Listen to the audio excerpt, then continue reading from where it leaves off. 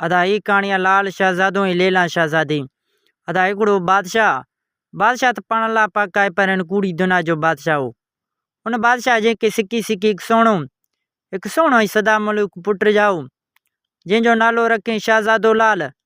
शहज़ादो लाल अॼु नंढो सुभाणे वॾो नेठ जी जवान थियो। हिकु ॾींहुं शहज़ादे लाल पंहिंजे पीउ खे चई ॾिनो।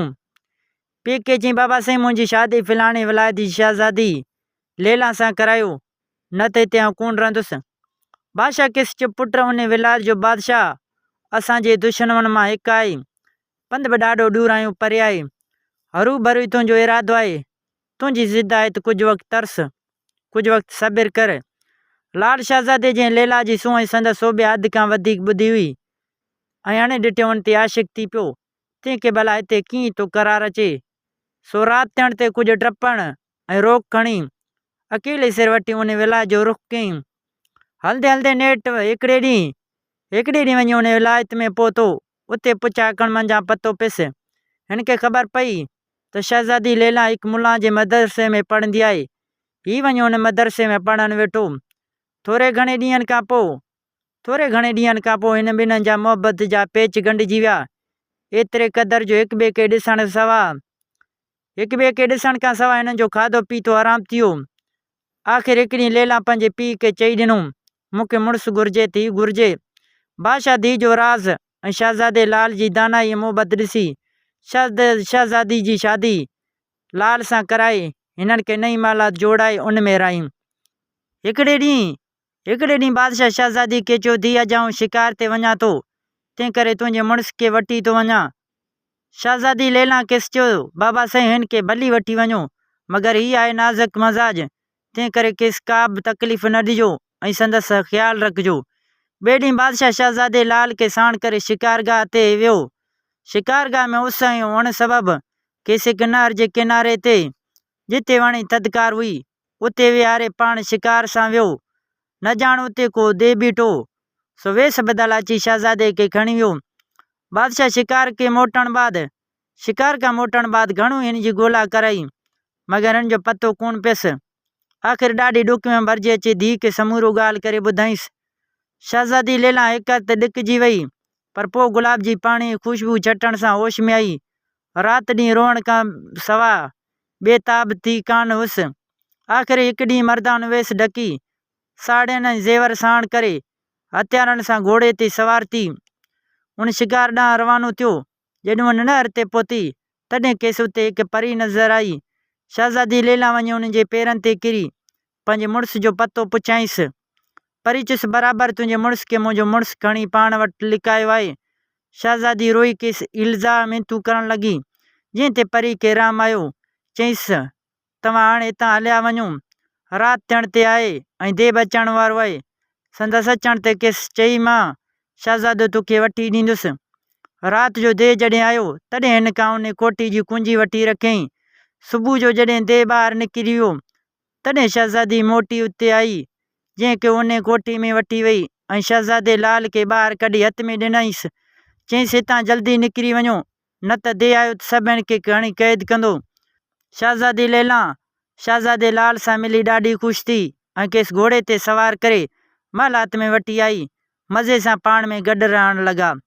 हिकिड़े भेरे बादशाह वरी शिकार ते तयारु थियो। शहज़ादी खे अची चयईं मां लाल खे शिकार ते वठी वञा थो। शहज़ादी चयुसि बाबा साईं अॻे बि लाल खे विञाए आयो हुई मां वञी वॾनि कशालनि सां खेसि वापसि वठी आयुसि। हींअर मां हिन खे मोकल कोन ॾींदुसि बाक़ी अवां मालिक कयो। आख़िर बादशाह ज़िद करे लाल खे वरी बि शिकार ते वठी वियो। वञी हुन नहर ते खेसि विहारियईं। ओचितो साॻियो ॾियो अची हिन खे खणी वियो। शिकार मोटण बादशाह संदसि घणी ॻोल्हा कराई पर हिन जो पतो कोन पियसि। नेठि नाव में थी अची पंहिंजे धीउ सां ख़बर कयईं। शहज़ादी खे ॾाढो ॾुख थियो। वरी बि साॻी तरह संभरे उॾां वई वञी परी जे पेरनि ते किरी रोई हाल कयईं। परी खेसि चयुसि अधी अव्हां जे वञण खां पोइ धीउ अची लाल जी जाच कई ऐं पोइ हिन खे न ॾिसी अची मूं ते कावड़ियो। अॼु ॾींहं ताईं रुख ॾेई मूं सां न ॻाल्हाईं। हिन भेरे लाल खे कोठे में पूरण बदिरां विधो अथसि पंहिंजे वारनि में।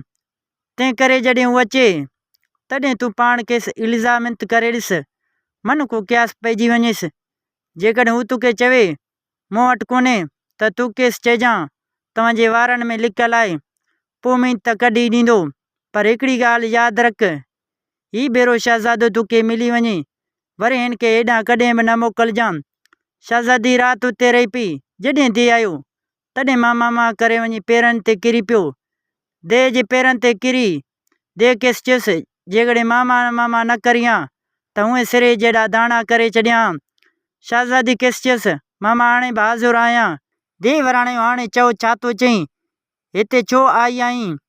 शहज़ादी समूरी ॻाल्हि करे ॿुधाइसि, समूरी हक़ीक़त ॿुधाइसि। देह चयो उहो त मूं वटि कोन्हे। शहज़ादी चयुसि, मामा उहा मुंहिंजे मथे जे वारनि में पियल आहे। उहो ॿुधी देह ॾाढो शर्मिंदो थियो ऐं यकदमि वारनि मां कढी लाल खे लालां जे अॻियां खणी बीहारईं।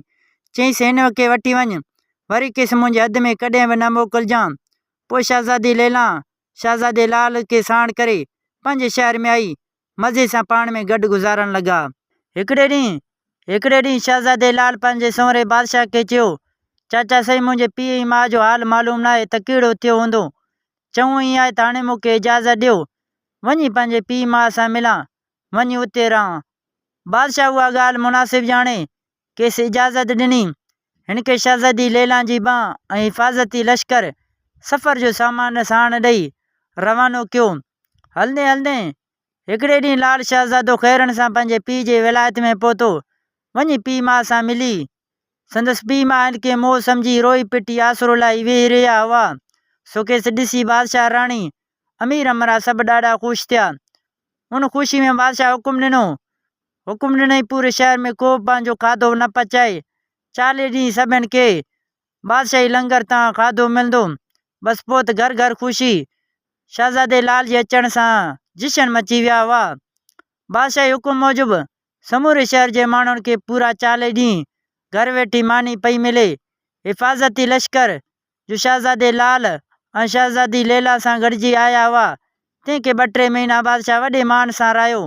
पोइ उन्हनि जी मिंत ते खेसि बादशाह लाइ शाही सूखड़ियूं पाकड़ियूं सफ़र जो सामान साण ॾेई वापसि वञण लाइ मोकल ॾिनई। जन वञी पंहिंजे बादशाह सां मिली साण समूरी हक़ीक़त बयानु कई। पोइ त ॿई बादशाह उमिरि जा रंग संग विसारे हिक ॿिए जा घाटा यार बणिजी विया। हिननि जे मरण खां पोइ ॿिन्ही बादशाहनि खे गॾिजी हिकिड़ी बादशाही कयूं। शहज़ादो लाल वॾे आबताब सां तख़्त नशीन थियो। शहज़ादी लैला ऐं शहज़ादो लाल पोइ पंहिंजी बाक़ी उमिरि जा ॾींहं उन बादशाही में गॾिजी ॾाढी मौज मस्ती सां गॾु गुज़ारण लॻा। हिन तरह शहज़ादो लाल ऐं शहज़ादी लैला जी कहाणी पुॼाणी थी। दोस्तो, उमेद कयां थो त हीअ कहाणी तव्हांखे ज़रूरु पसंदि आई हूंदो। कहाणी पसंदि अचण ते हिन वीडियो खे लाइक कंदा। जेकॾहिं तव्हां असांजे यूट्यूब चैनल ते नवां आया आहियो त चैनल खे सब्सक्राइब करे घंटी जे निशान ते ज़रूरु क्लिक कंदा। हिन वीडियो खे लाइक करे पंहिंजे दोस्तनि सां ज़रूरु शेयर कजो। दोस्तो, मिलंदासीं नई वीडियो में। हिन वक़्तु अल्लाह हाफ़िज़।